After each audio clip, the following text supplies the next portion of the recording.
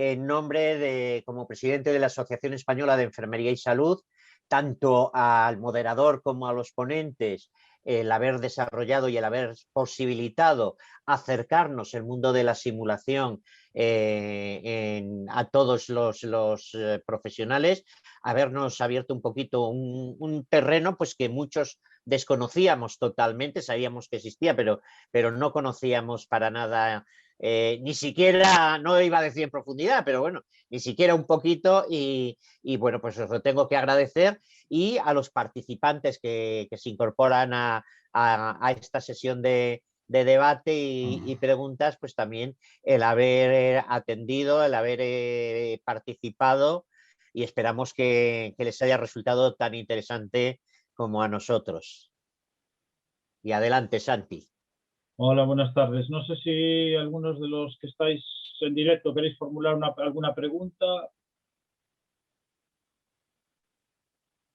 Hay una pregunta que habla en el foro había una pregunta que hablaba de la simulación in situ en el programa curricular. ¿Cuánta era la duración en el programa curricular de pregrado? Entiendo que es una pregunta para Esther, que podemos responder cualquiera de vosotros. Y luego, si se solicita realizar simulación pregrado para empezar a trabajar. No sé quién quiere responderla. Sí, la primera pregunta era ¿cuántas horas? Era si está contemplado en el programa, sí, en el currículum en pregrado la simulación in situ y cuál es la duración. Y luego también es si se realiza simulación in situ antes de empezar a trabajar. No está, ahora nosotros, por ejemplo, no hacemos simulación in situ con los estudiantes. Perdón.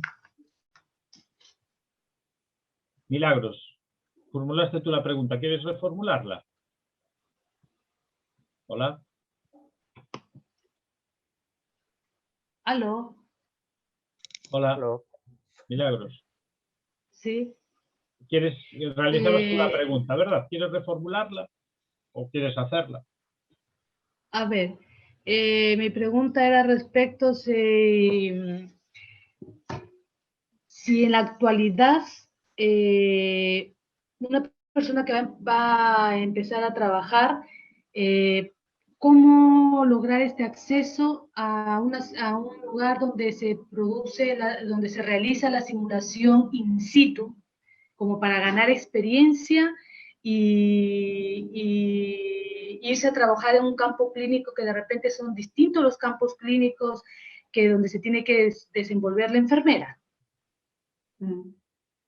Vale. Entiendo que entonces no es de pregrado, entiendo que ya es una vez iniciada la experiencia, o sea, el trabajo, ¿no? Entiendo. Había las dos preguntas, de pregrado y luego la de trabajo. Sí, vale. Sí. Vale, pues por mi parte, en pregrado la simulación in situ no se contempla, tal como lo tenemos nosotros ahora. La universidad tiene el centro de simulación y es compartido también con el hospital, pero digamos que en pregrado no se va al hospital a entrenar, sí se van a hacer las prácticas, pero no la simulación in situ. Entonces, yo creo que cuando entras a trabajar ya hay una formación específica del hospital, como formación continuada, que es la que te ofrece esos cursos, o bien, por parte del mismo trabajador, decide realizar cursos en la universidad donde se incluye la simulación. Sí, eso es lo que yo sé, vamos. Sí, yo en pregrado, yo trabajé en 3 universidades diferentes, no se hace simulación in situ en pregrado. En las 3 que yo trabajé no se hace. No sé, Álvaro, Tino, si tenéis experiencia respecto a eso. No, como tal, simulación in situ en los hospitales para estudiantes, yo no he visto que haya en ningún lado.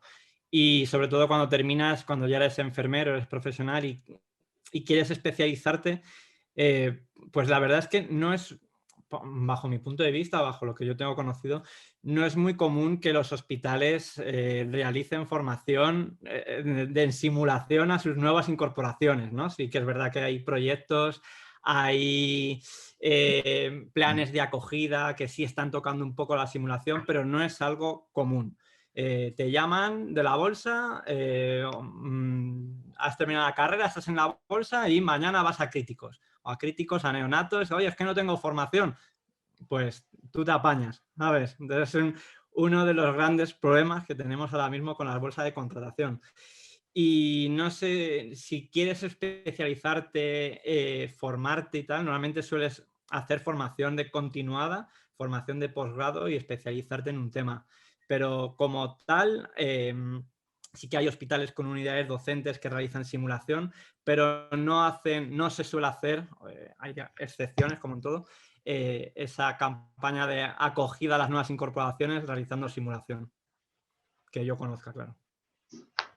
En cuanto a la simulación in situ, la que hacemos nosotros, y no sé si te voy a responder, Milagros, a lo que estás preguntando, en nuestro hospital hacemos simulación in situ, pero no es una actividad formativa, instructiva de técnicas ni de procedimientos. Se trata de una simulación para profesionales ya formados, que ya tienen experiencia profesional, y lo que tratamos es integrar las habilidades de todos para que el trabajo sea en equipo, sea interdisciplinar. Es decir, que los esfuerzos de unos y otros profesionales no sumen, sino que multipliquen a la hora de actuar sobre el paciente. Mejorar la calidad asistencial y mejorar la seguridad del paciente. No tiene un sentido formativo o un sentido instructivo. Es más un sentido de coordinación y de mejora, de que los profesionales se sientan más seguros a la hora de afrontar una situación crítica. No sé si te he respondido con esto.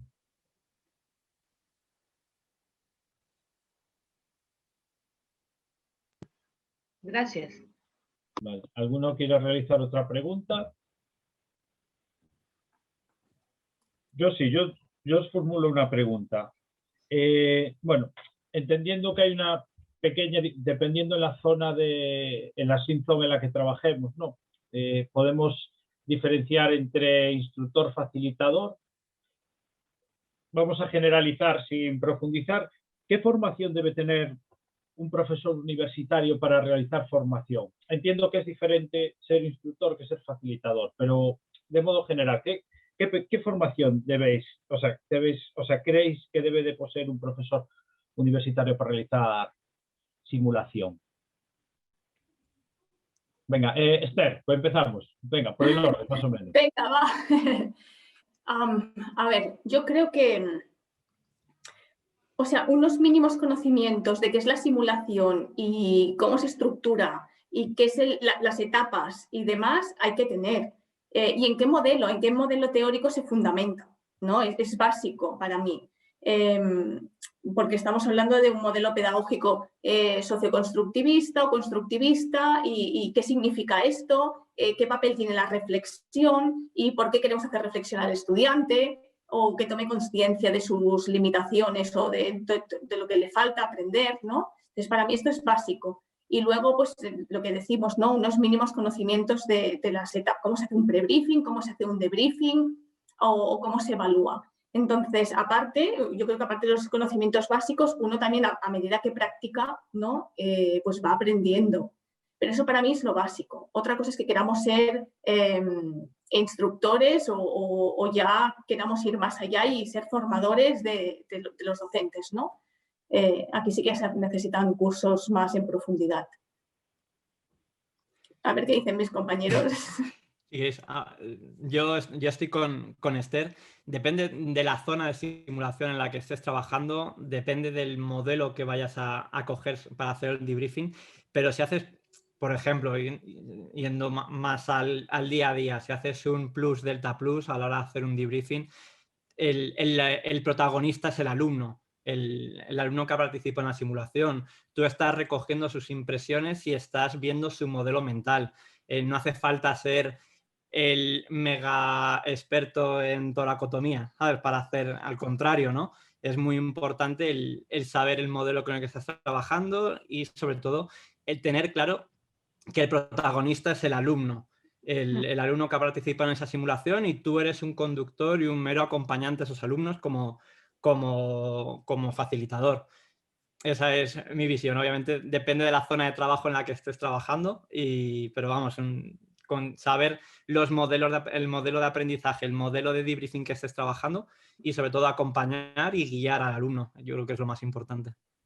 Os voy a decir que si a mí me preguntáis cómo empecé a hacer simulación y qué conocimientos previos tenía, todas estas palabras que estáis pronunciando No no tenía existían. ni la más remota idea, no sabía lo que significaban, me sonaban a chino. Hoy algunas aún me siguen sonando a chino, os tengo que decir. Yo hace 9 años que hago simulación y mi formación fue leer, leer, leer, leer y aprender de los que saben. No tuve más formación que esa. No asistí a ningún curso, ni a ningún máster, ni a ninguna licenciatura en simulación. Entendí que la simulación para mí era una herramienta para la seguridad del paciente, y como herramienta lo que había que hacer era saber manejarla. Y para saber manejar una herramienta, te lees el libro de instrucciones y ves a quién la maneja y te fijas y dices tú, pues funciona así. Pues voy a intentar aplicarla. La primera vez te equivocas, la segunda lo haces un poco mejor, pero cuando lo haces 10 veces ves que funciona de verdad y te tiras al ruedo. Quiero decir, no hace falta hacer una licenciatura en simulación para hacer simulación. Lo que hace falta es tener ganas de hacer simulación y entender por qué la haces.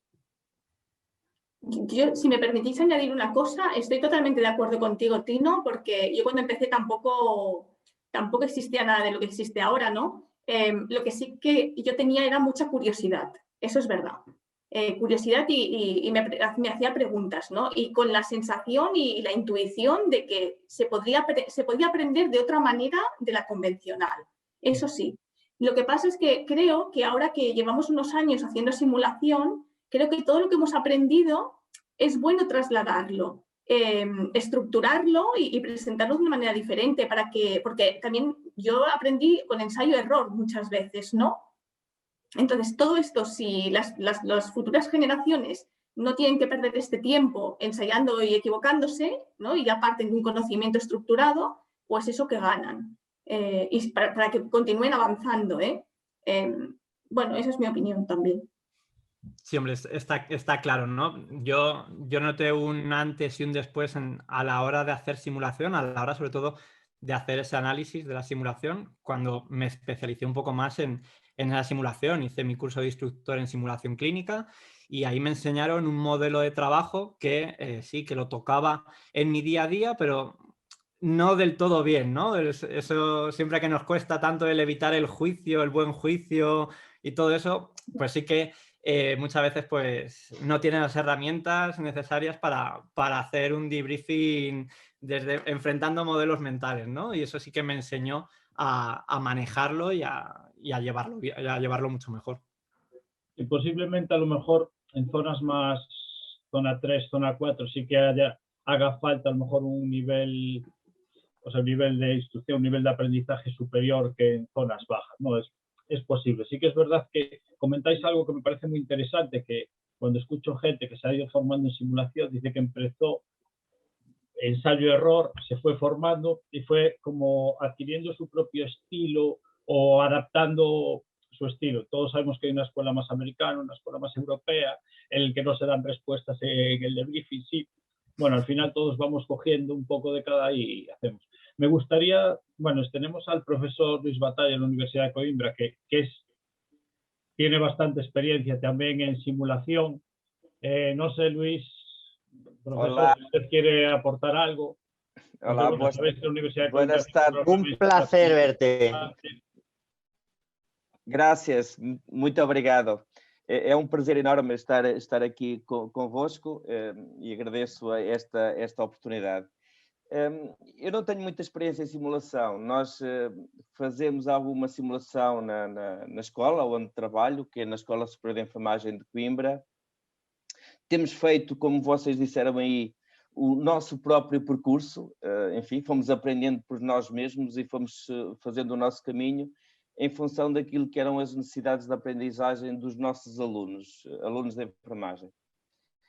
Temos tido muitas barreiras, as barreiras que vocês também apontaram aí, organizacionais, as questões do tempo para podermos, de facto, dedicarmos à simulação, que não temos. Temos, de facto, recursos materiais que consideramos bons, mas muitas vezes temos dificuldade em trabalhar com eles porque não lidamos com eles de uma forma rotineira. E temos uma dificuldade enorme e que eu acho que essa é uma grande vantagem que eu vi que vocês têm, que é o facto de não trabalharmos em equipa multidisciplinar. Portanto, esse treino não ser em equipa multiprofissional, de facto, é uma grande limitação e é algo que nós temos que ultrapassar, mas não está a ser fácil. Temos uma organização um pouco diferente daquilo que eu ouvi, embora nós trabalhamos um pouco com cenários de uma forma progressiva, desde técnicas e depois indo para cenários cada vez mais complexos.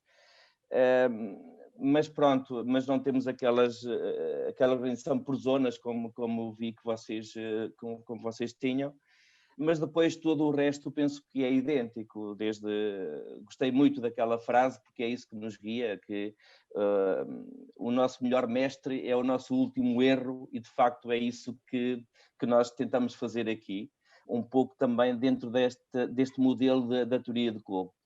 Jogamos muito por aí, e fazemos esse percurso.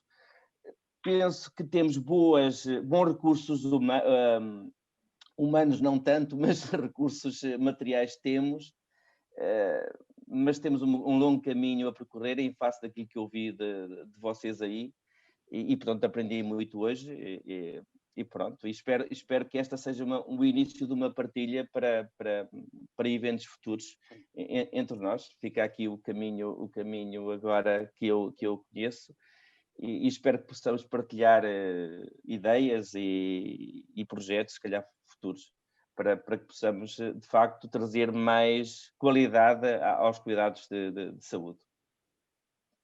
Muchas gracias.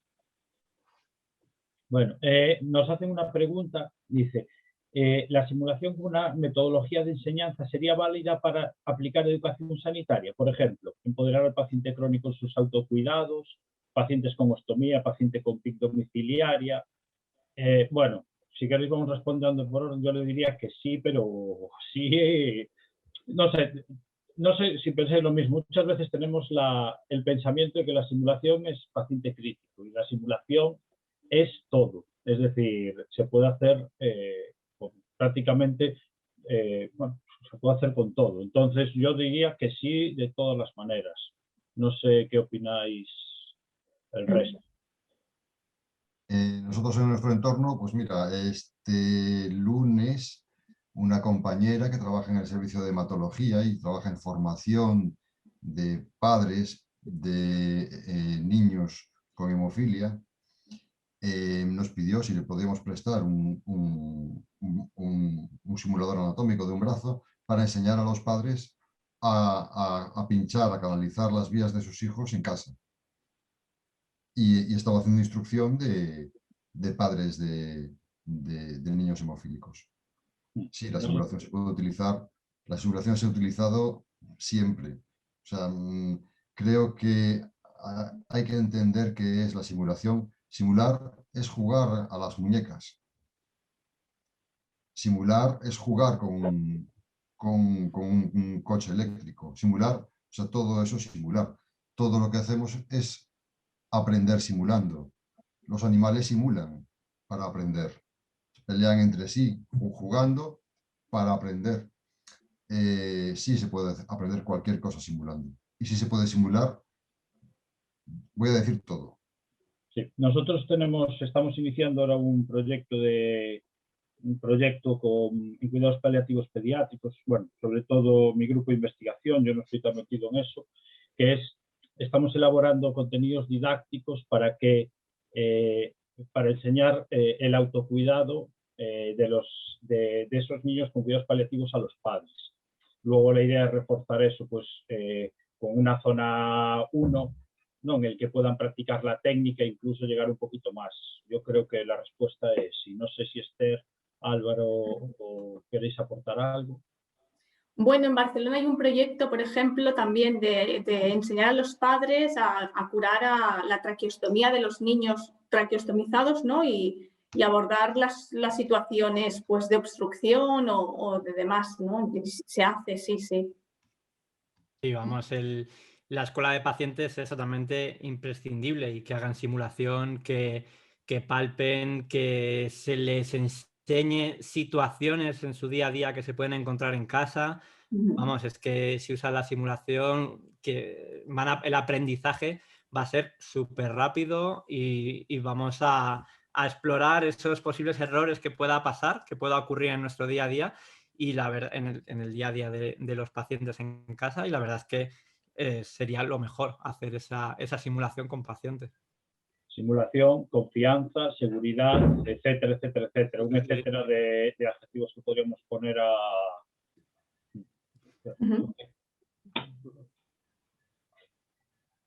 Vale, ¿alguna otra pregunta? Bueno, me comentan que, bueno, sí que si hablamos de zonas de simulación, a explicar que, bueno, creo que en el vídeo más o menos explicamos las zonas de simulación en la comunicación anterior.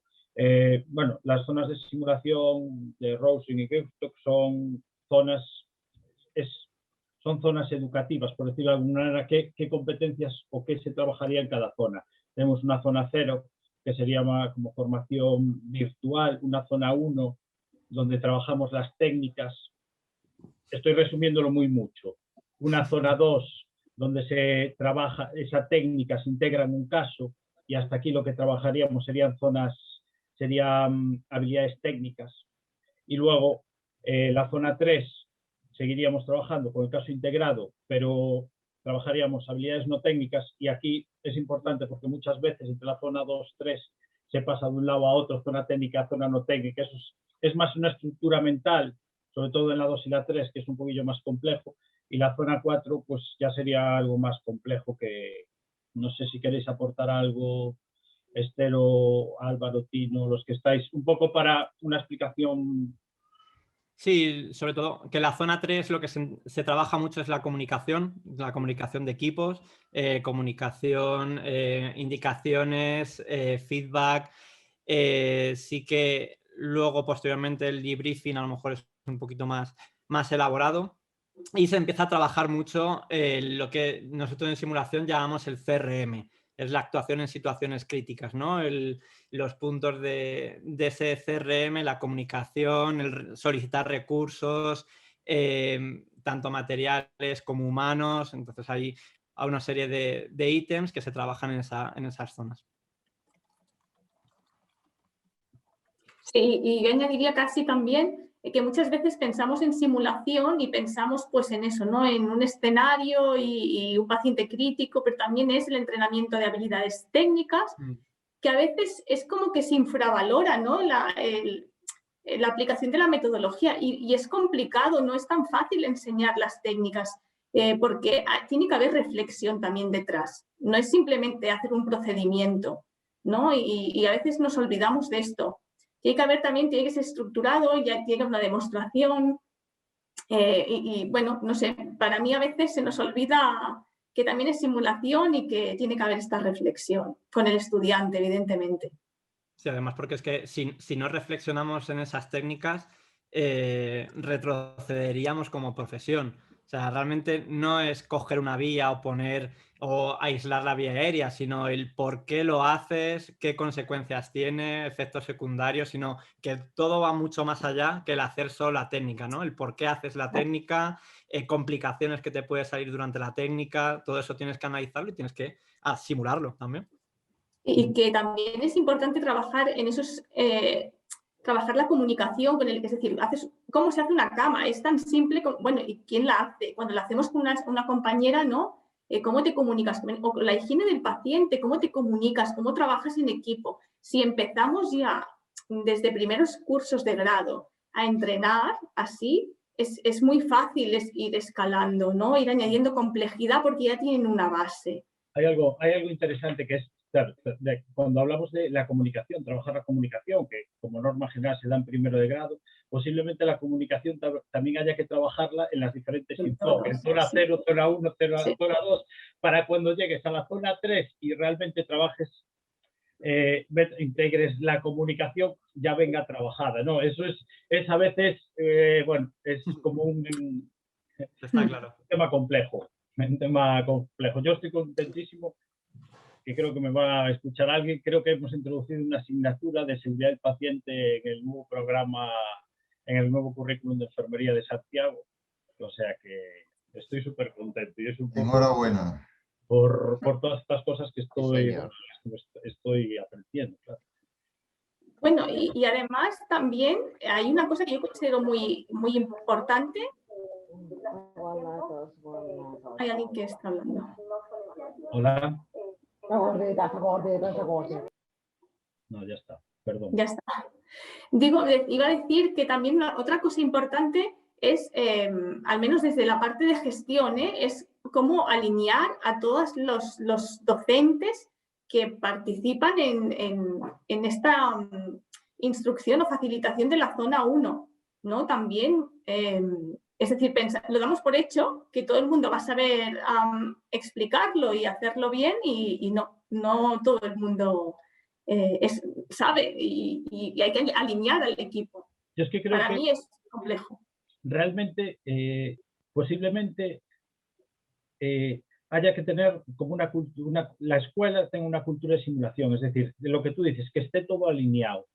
O sea, al final la simulación es una herramienta para conseguir un objetivo, que es la formación de los alumnos, etcétera, etcétera. Pero posiblemente lo que tú dices, tiene que ir todo alineado y tenga que haber desde el primer curso totalmente orquestado para que se vayan cogiendo las diferentes competencias y cada curso se vaya avanzando hasta que consigamos, bueno, cerrar el círculo de la enseñanza al final, ¿no? Con la formación, bueno, con la formación en los hospitales.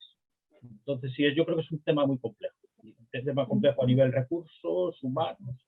Por ejemplo, en la universidad pública eso es complicadísimo.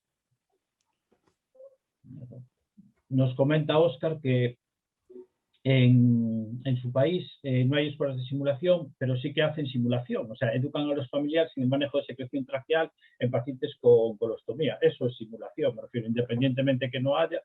A veces, bueno, lo discutíamos, nosotros decíamos que la simulación realmente no es tecnología, es una herramienta para conseguir un objetivo, en este caso una herramienta docente, y improvisar y hacer cosas con pocos recursos es factible y es positivo y es bueno. Y es muy bueno. Por ejemplo, en el hospital de Ferrol cogen cajas plásticas y, bueno, hacen simulación low cost, cogen cajas plásticas, compran mucha carne en carnicerías y, bueno, y hacen artroscopias con cajas plásticas con agujeros. Bueno, son formas de... No sé, Tino, tú que conoces un poquillo más todo el tema de la simulación low cost. Mira, nosotros hacemos un simulador de punción lumbar y utilizamos un plátano, dos rebanadas de pan de molde, un globo, una caja y algo que tape el lobo del plátano para disimular. Y la idea es que cuando ellos pinchan, la sensación áptica que tienen esto es lo hacen para anestesistas, para hacer la punción lumbar los anestesistas y los médicos de urgencias. Cuando atraviesan las distintas capas, las estructuras que van atravesando del plátano y del pan se asemejan muchísimo a las que tienen si se pasan, si atraviesan el espacio epidural, explota el globo. Entonces, tienen que buscar la manera. Hacemos modelos ecográficos con carne que compramos en la carnicería. En Ferrol tiene muchísima experiencia en low cost también.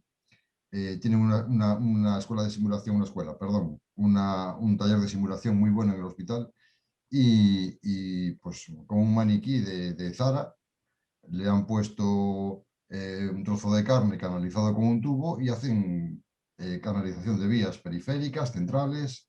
Lo que quiero decir, el low cost se puede utilizar de muchas maneras, o la simulación híbrida. Utilizar un trozo de una pechuga de pollo tunelizada, ponérsela en un brazo a una persona real y que esa persona interactúe con el alumno. Esa simulación híbrida se hace, o con un pad de sutura. Pues también, con un trozo de pollo se le pega un corte, se le pone a un paciente en el hombro y yo me quejo cuando me ponen la anestesia subcutánea y yo me duele cuando me pinchan o me mareo o interactúo con el alumno, ¿no? Se puede hacer muchísimas cosas en low cost. Lo que hay que tener es claros cuáles son los objetivos que queríamos. Esther los definía muy bien, hablaba el qué, el cómo, el quién, el dónde, el cuándo y el por qué al final, ¿no? De todos los procedimientos que hacemos. Bueno, no sé si hay alguna pregunta más, si queréis alguna reflexión para cerrar, Esther. No. Yo creo que hemos hablado de muchas cosas, no sé. Ahora mismo no se me ocurre, no sé. Temas de investigación, quizás, no sé. Es quizá lo que ha quedado un poco más así, pero es otro aspecto de la simulación. Sí, es un aspecto. Bueno, hay mucha investigación en zona 0,1, ¿no? Por ejemplo, en RCP, etcétera, etcétera. Y sí que a lo mejor hay mucha evidencia de la importancia de la simulación en enfermería. Pues tú nos mostraste varios metaanálisis y varios, pero bueno, creo que todavía hay un campo importante. No sé qué opinas. Corre, sí. Yo, por ejemplo, me dedico principalmente a investigación zona 0,1 con temas de soporte vital básico y bueno, y hay mucho todavía por hacer. No sé, Álvaro, ¿alguna reflexión? Pues la verdad es que yo creo que hemos tocado a lo mejor en muchas cosas, muchos conceptos que a lo mejor la gente que no está muy relacionada con la simulación se les puede ir un poco, como zonas de simulación, facilitador, facultado, instructor, que hay el diccionario es amplio. Y yo creo que decir a la gente que poco a poco, sin prisa, la simulación tiene un grandísimo problema que al menos me ha pasado a mí, que la simulación engancha y engancha mucho y al final acabas viendo simulación en tu día a día, ¿no? Vas al banco y te contestan mal y dices, joder, aquí haríamos un caso de simulación con el señor banquero, ¿sabes? Para ver cómo... ¿no? Cosas de esas, ¿no? Entonces sí que te engancha y la verdad es que te pide seguir investigando y seguir estudiando y haciendo simulación, ¿no? Y sobre todo, yo creo que también te pide el explorarte a ti mismo, ¿no? El grabarte cuando haces los debriefing y analizarte cómo lo haces, ¿no? Que muchas veces esa parte se nos olvida a los instructores, a los facilitadores. Se nos olvida el que alguien nos haga ese meta debriefing, que alguien nos haga ese análisis de nuestro debriefing y creo que es algo importante e imprescindible. Estoy de acuerdo, Álvaro, contigo, muy, muy de acuerdo. Creo que tenemos una asignatura pendiente, los que nos dedicamos a la simulación, y es la evaluación de lo que hacemos.